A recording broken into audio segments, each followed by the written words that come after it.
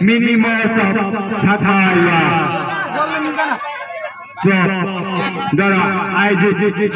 र आजको चैत्र 23 र 24 गते र चैत्र दशैंको पावन अवसरमा मेलामा सहभागी हुनुहुने सम्पूर्ण मान्यवरहरूलाई यस पछाडिको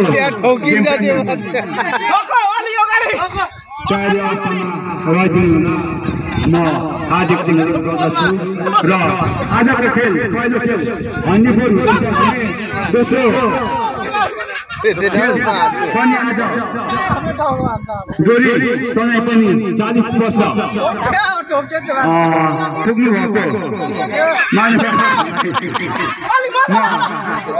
इच्छुक मान्यवरहरूलाई जानकारी गराउन चाहन्छु र हन्डीफोरको